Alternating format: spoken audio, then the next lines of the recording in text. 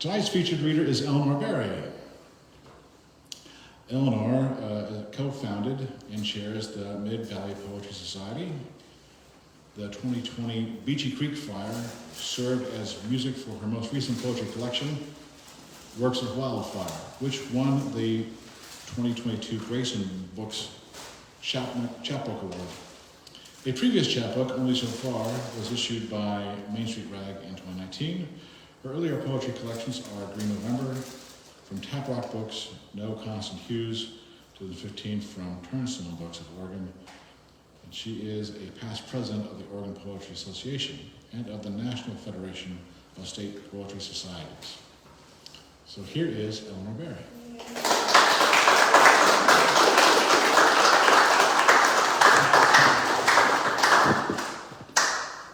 That looks about right. Does it sound about right? Yeah. Very good. Well, some of you have already seen what I'm going to start with because I sent it in an email, and it will sort of convey a theme for this evening, and I'll say a little about it afterwards. Summer was time. Year after year in school, summer was time to read novel after novel. Every Thomas Hardy I could find on my father's bookshelves or in the rows of fiction at the Ferguson Public Library. Year after year in school, summer was time to dream myself far from my family's enclosing Connecticut acre, its second growth woods, to become a tragic figure walking wind-blasted Egdon Heath. Year after year in school, summer was time to write the year's long poem. Well, that was pretty obviously juvenilia that I wrote. And I remember a bit of it, alas. I remember a little fragment that went like this: the future and the past, tomorrow, yesterday, hover on the air, then pass along their way. You can tell I was very iambic. I would actually beat out iambs on the redwood picnic table in my family's yard where I sat to compose these masterworks. But what I was trying to get with a passage like that was that strange sense of, I still don't have the words for it. And maybe that's what the reading is about. Summer was time, the sense of time as expanse, opportunity, and other senses of time. When it turned out that this reading was going to be on the summer solstice, I was kind of thrilled. Not that I'm going to inflict upon you the year's long poem. I'm not. I'm going to read a short dozen, which will include a couple of terrific works by a couple of other people. And I'm thinking of the solstice as really focusing our attention on time because it's a point of inflection. Our longest day, and then the days shorten, the nights lengthen, and I tend to look at that a bit more positively than some because, as I think most of you know, I'm married to an astronomer, and these nights are awfully short for any astronomical work. So Without further ado, this is from last year's, or no, it's this year's Mid-Valley Poetry Society Weekly Planner, Voices and Visions. This is July. Now the rains are over. Pussy willow skies have given way to hard cobalt. Curtains of fine mist no longer veil the mountain's clear-cut flank. Mornings the pasture grasses no longer glisten with raindrops or dew. The woods no longer breathe damp humus and moss like my childhood terrarium. Every evening now, we water flower beds and tender shrubs. Let the grass go sere. We draw from the river what snowmelt supplied, so long as it lasts.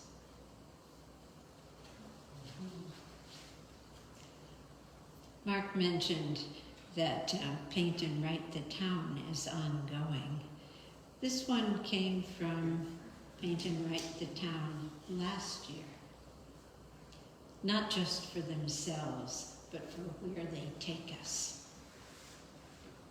From the cool shelter of a willow-shaded bench beside the sun-scorched empty playground, we watch in the cutting garden beyond 2 young women walking the rows of flowers, clipping blooms for bouquets. From this distance, we can't identify their picks, see only that the stalks they cut are topped with bright, compact heads. What guides their choices?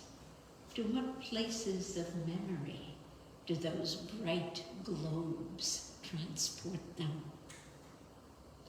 If you and I were walking the rows with clippers, choosing which flowers to take at 50 cents a stalk, we'd likely head straight for the tall ones you call spider plant, name you were told as a child, and I preferred to call Cleome, my lilting 3-syllable mispronunciation of the plain trochee Cleome, genus name I learned from reading seed packets, never heard anyone say. When you were small, your mother grew them in the backyard garden. The loose, round clusters of pink and white blossoms would have been about eye level for the toddler you were then. The long, whiskery filaments of their stamens must have tickled your face. When we lived, you and I, on old field acres in Wisconsin, we grew them along one edge of the big vegetable garden I planted every year at the end of spring semester, neglected to harvest when I started teaching each fall. They thrived. Remember the photo I took? You're squatted among them, for scale, grinning out from a small forest of frilly flower heads.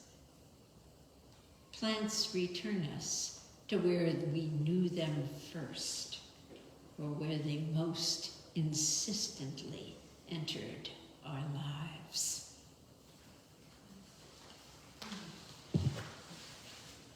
Most of what I'm reading is newish, but this is an older one, and it seems to fit in here. It's called Perennials. It's for John Larimer, a visual artist, a gardener, and a friend. A few lank roots from your garden, still clutching grains of its rich soil. Last fall I dug them into the earth of mine. Now this sprawl of panicled branches, bent, erect, recumbent, this haze of violet lifting from the spent flower bed like mist over the river at dawn. You call them Michaelmas daisies. I've always called them asters. Happy to think, with that name, the candelabra of their small compound flowers must be asterisms. And they are, glowing as much in autumn gloom as bright star clusters in a dark night sky. Flowering perennials. We name them for what we see in their blossoms, what their blooming seems to match in our calendars. Michaelmas daisies, as if they opened like daylilies mysteriously brought into phase, all for just one day, St. Michael's late September feast day. But even cut, they last for weeks. So that name must simply reflect they're at their peak around the end of September. As ocean spray, shrub I fancy blooms for my birthday, reaches fullest flower here in the Cascade foothills in early July. Its frothy spills of cream white florets, those who named it must have seen as splashes of sea spume. There's one growing wild, taller and fuller each year on the rocky slope behind this house. One at least as large you've trained over an arbor in your garden. There, at lower elevation, it blooms in June. By my birthday, its hanging bunches of tiny blossoms have already gone draggly, withered brown as the flesh of apples in air.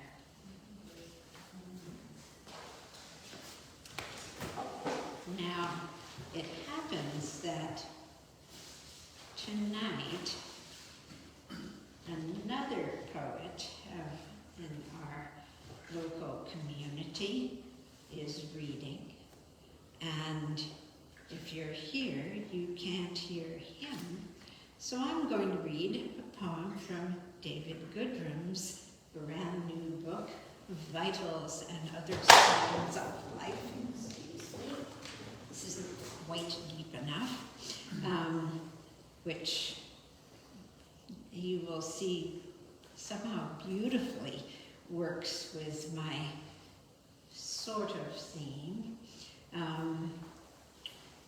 Yes, this is just out from the poetry box. This is David Goodrum, By Week's End, Undone. I fill the vase with your flowers and water from the tap and recheck their thirst each morning.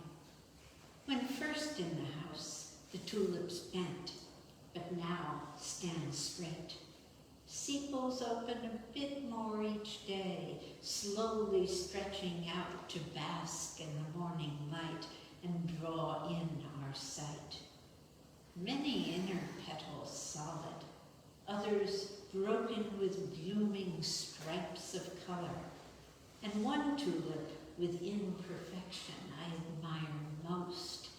Single streaks of crimson in a swath of cream.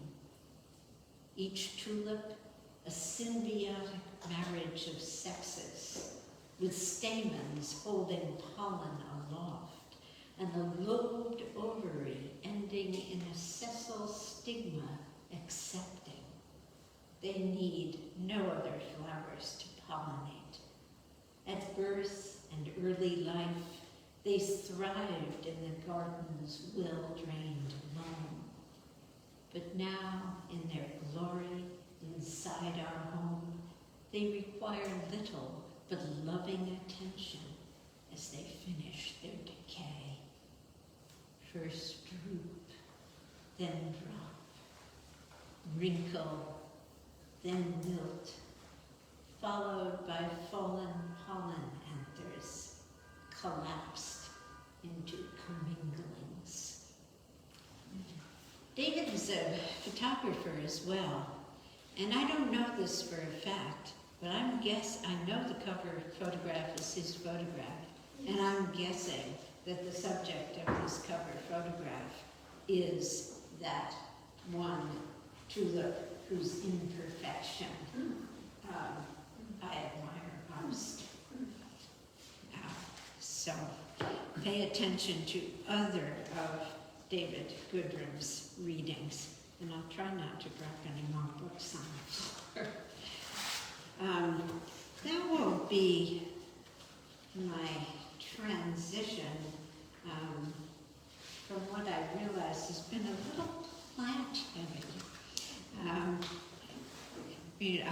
I fancied myself about to become a botanist when I was an adolescent, and that still finds its way into my poetry. But I've really found myself preoccupied with the experience of time. And the next couple of poems really focus more on that. Only by glimpses. Stubby wings that don't even flap, let alone lift the heavy steel body from which they project. Side mirrors simply reflect what's approaching the car from behind and what's receding from it. So long as the car keeps moving, the images in the mirrors keep changing. Approaching objects swell and swell, fill the glass, then vanish. The places being left behind keep shrinking until they disappear. Everything heading toward them shrinks and disappears still faster. What flows over the side mirrors is time.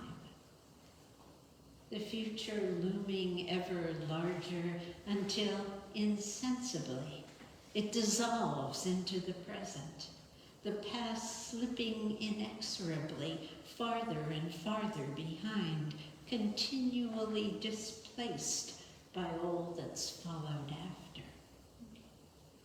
Driving, we notice only what's coming up on us, even that only by glimpses. We never take in the whole mirrored scene or its constant transformation. Never attend to the figure of time within the odd quadrilateral of the side mirror's frame.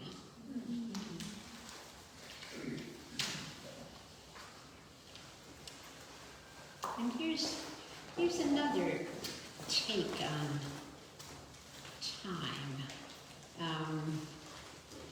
And it's an ekphrastic poem. Oh, thank you. Wonderful. No more tumbling books. It's an ekphrastic poem, and it's based on a painting I've only seen as an image on a screen, but I would very much like to see it in actuality. We see what we have seen, but never seen, after Overpass by Margot McCafferty. This smooth-surfaced egg tempera and oil on board shows an ordinary semi-urban scene, cut off at the edges, as if by the frame of a train window, when the train, for reasons inscrutable to the passengers, has halted between stations, somewhere in the outskirts of a town that could be any town. Outside the window of the stopped train, motion continues. People jogging and strolling cars entering and leaving intersections, clouds scudding across sky, tree limbs tossing, tall grasses waving. But in the painting, the motion has been stopped. The vehicles climbing and descending the on and off ramps of the multi-level freeway interchange are frozen there. So we see what we have seen countless times, but never seen, because it never holds still. We never hold still. Time keeps moving us like a moving sidewalk that never stops or ends. In the painting, all that movement every which way has been stunned under varnish, so we can stare and stare. It's curious, poetry is a temporal art. I'm going to, if I can find my list, I'm going to read another poem from another new book. Just a minute. One more and then that one. Sorry. In June, I'm usually out of town for several days, and it's usually for the National Federation of State Poetry Societies convention. And this was written. I usually write something not in workshops, not at sessions, but when I escape from the convention for a while. And this was one of those, from another June. We gather every year in a different city. Every year it's June. Chill wind off the lake in Duluth, steamy heat in Memphis. Here in Fort Worth, I relish the feel of the air. Temperature and humidity high, but not uncomfortably high. Breeze just pleasantly strong. It's nothing familiar. No whiff transports me to a past summer. The weather simply insists, here, now, here, now. Here we are, we old poets, here now, in our old bodies. How lumpish or brittle they've grown. Bulging sacks or fragile baskets for the hidden organs of our lives. How labored their movements have become. We heave them up, prop them on whatever support. In this wind, how precarious their flames. And this, I'm going to read the title poem from Jennifer Richter's brand new book, from the WordWorks, where it won the 10th Gate Prize. Jennifer Richter, if you don't know, is from Corvallis, teachers at OSU, wonderful poet. This is her third book. The title poem is the last poem. Message in a bottle, dear future. Stunned to still be here after emergency brain surgery, my friend kept weeping, kept palming her chest to feel the rise of her actual breath. Oh, future, maybe by now your earth is fissured as a cortex. Maybe your west coast has become a sedated brain wiped clean by waves. Oh, dear future, if like my friend you wake in a shaken state, may you recover, like her surrounded by beloveds, repeating the word fine, repeat, and experts nodding at the word stable. May it be still too soon to say what's been irretrievably lost.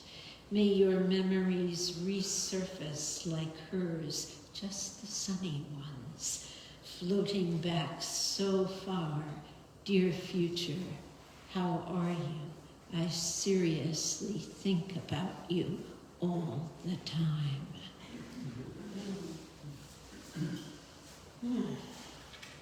Yes, wonderful, wonderful book.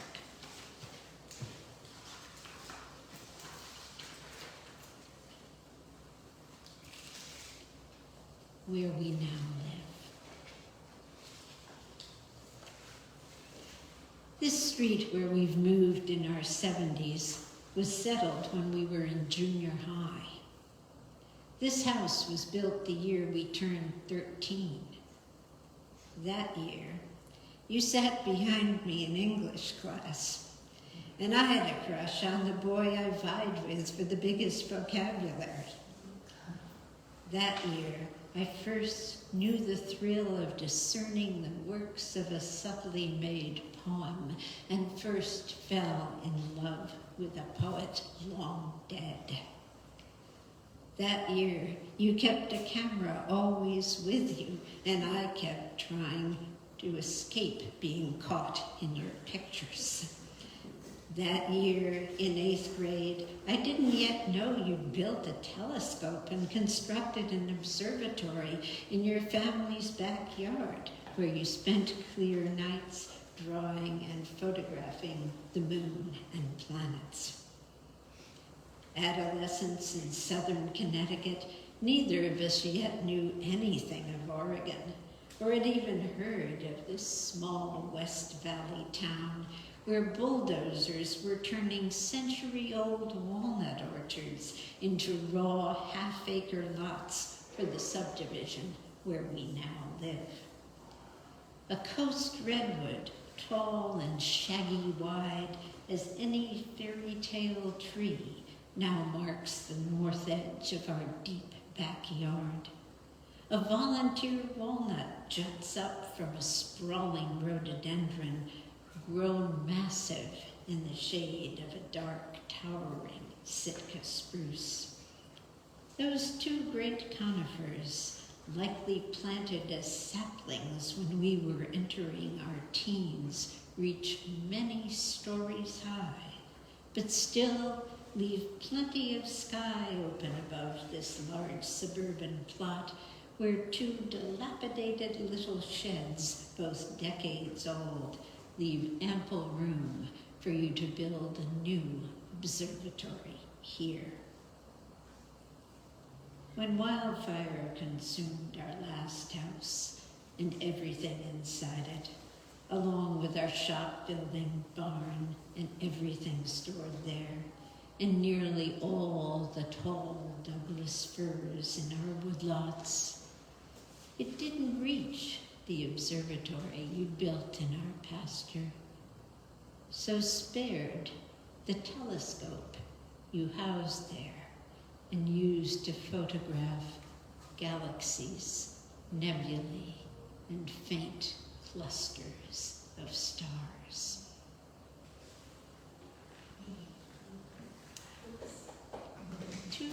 Two more.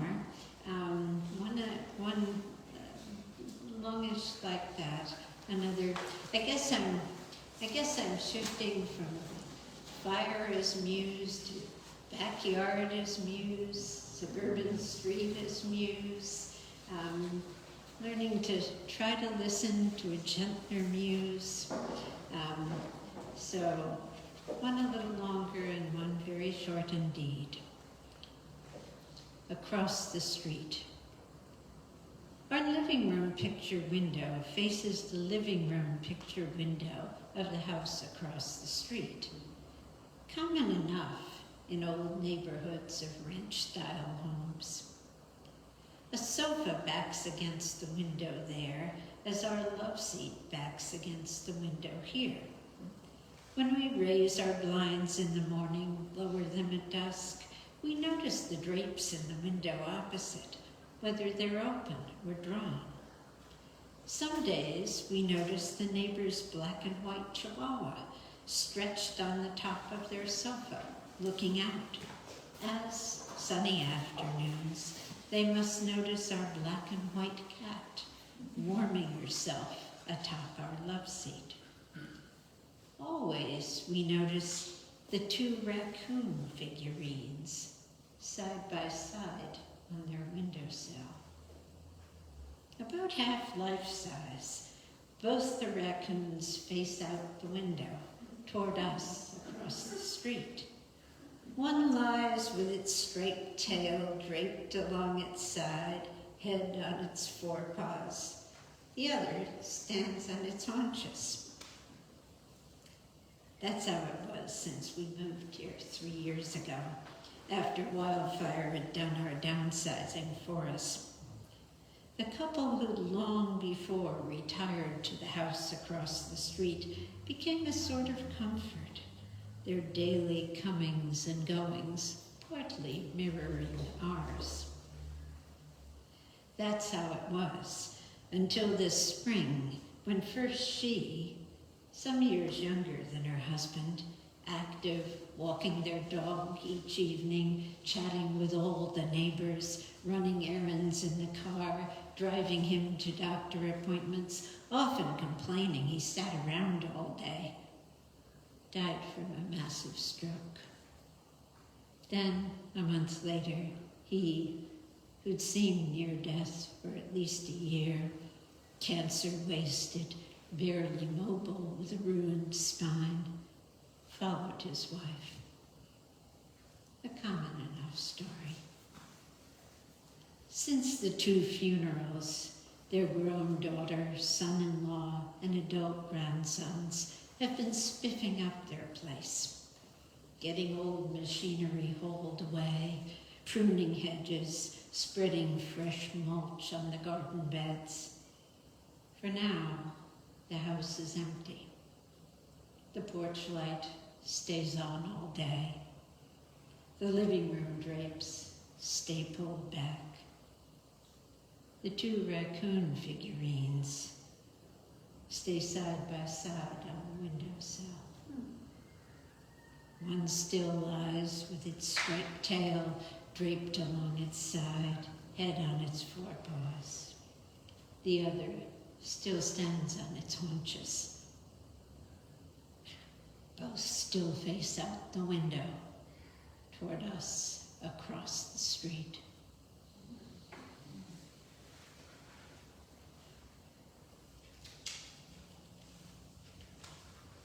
I'll close with this little one. Interlude. Sunday afternoon. I stretch out on the sofa, head propped on a pillow, feet just grazing our aged cat, curled fast asleep on her heated pad. Let my book fall, eyelids droop, drowse. Maybe an hour, maybe more. Rousing, find the shadows grown longer. Then sit, nursing tea on our small patio, and watch the walnut tree, limbs heavy with their big compound leaves, and the many still green orbs of a bumper crop tossing in the gusty early evening wind. No way to deserve this quiet pleasure. How to savor it enough.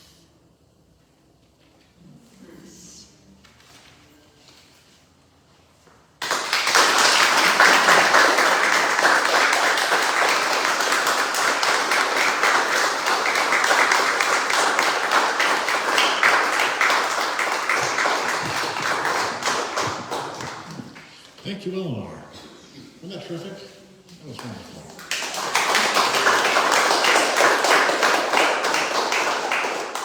So Eleanor's brought some books to sell.